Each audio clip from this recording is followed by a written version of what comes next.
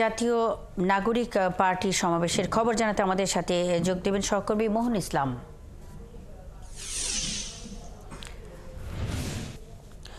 মোহন, জাতীয় নাগরিক পার্টির আত্মপ্রকাশে যোগ দেওয়া শহীদ পরিবারের লোকজন কি বলছেন এবং এত লোকের সমাবেশ ঘিরে নিরাপত্তা ব্যবস্থা কেমন দেখছেন সেখানে? এটি যারা জুলাই অভ্যুত্থানে আপনার রাজপথে নেতৃত্ব দিয়েছে, যাদের নেতৃত্বে স্বৈরাচার শেখ হাসিনার পতন ঘটেছে, ভারতে পালিয়ে যেতে বাধ্য হয়েছে, সেই যারা নেতৃত্ব ছিল তাদের নেতৃত্বে কিন্তু এই রাজনৈতিক দলটি আসলে আত্মপ্রকাশ করছে। জাতীয় নাগরিক পার্টি সেই আত্মপ্রকাশ কিন্তু ওই অল্প সময়ের মধ্যে ঘটবে এবং আমরা কিন্তু আছি এখানে। আমি যদি আপনাদেরকে একটু দেখাই যে এখানে যে মঞ্চটি রয়েছে সেই মঞ্চে তাদের নেতাকর্মীরা ইতিমধ্যে বিভিন্নভাবে ভাষণ দিচ্ছেন, কিন্তু যারা শীর্ষ নেতৃত্ব অর্থাৎ নাহিদ ইসলাম আহ্বায়ক হবেন, আক্তার হোসেন সদস্য সচিব হবেন, তাদেরকে কিন্তু আমরা এখনো দেখতে পাচ্ছি না। এখানে দেখাই যাচ্ছে যে হারমোনিয়াম, তবলার মতো বাদ্যযন্ত্র রয়েছে, অর্থাৎ তারা হয়তো জাতীয় সঙ্গীত দিয়ে শুরু করবে এবং দেশত্ববোধক কিছু গানও তারা সামনে নিয়ে আসতে পারে। এবং আমরা কিন্তু বারবার দেখছিলাম যে একটা স্ক্রিনে কিন্তু বিভিন্ন সময় বিপ্লবী গান, দেশত্ববোধক গানের চিত্র কিন্তু তারা তুলে ধরছিল।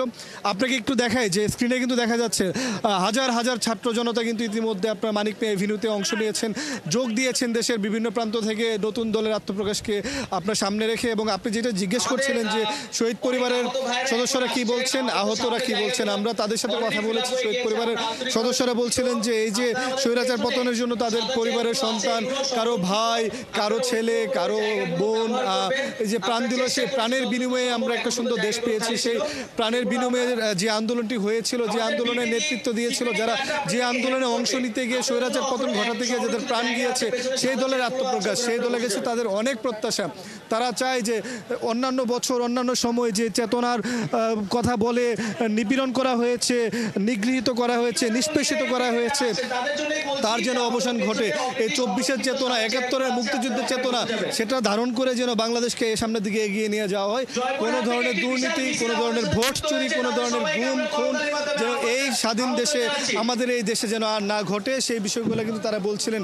আমি একটু ক্যামেরার মাধ্যমে দেখাতে পারছি যে বিভিন্ন রাজনৈতিক দলের নেতারা কিন্তু বারবার তারা কিন্তু এখানে আসছেন, তারা কথা বলছেন। এখানে আপনার জামাতের জেনারেল সেক্রেটারি মিয়া গোলাম পরওয়ার, জুনায়েদ সাকি থেকে শুরু করে জাতীয় নেতৃবৃন্দ রয়েছেন, বিএনপির একটি প্রতিনিধি দল আসার কথা এখন আমরা দেখতে পাইনি। বিভিন্ন দেশের কূটনীতিকরা কিন্তু এখানে এসেছেন, আমরা তাদের সাথে কথা বলেছি, তাদের থেকে জেনেছি যে তাদেরও আসলে প্রত্যাশা কি নতুন দল নিয়ে। তারা বলছিলেন যে দেশ স্বাধীন হওয়ার পর কিন্তু বিভিন্ন সময় বিভিন্ন রাজনৈতিক দলের আত্মপ্রকাশ ঘটেছে, কিন্তু এই ধরনের একটি সন্ধিক্ষণ এর আগে দেশ কখনোই দেখিনি। এই দেশে অভ্যুত্থান আগে হয়েছে 90, কিন্তু এরকম গণ অভ্যুত্থানে এত প্রাণের বিনিময়ে আবারও নতুন করে বাংলাদেশ পাওয়া, সেটা কিন্তু একটি অন্যরকম আর কি, অন্য সময়ের সাথে মিলছে না।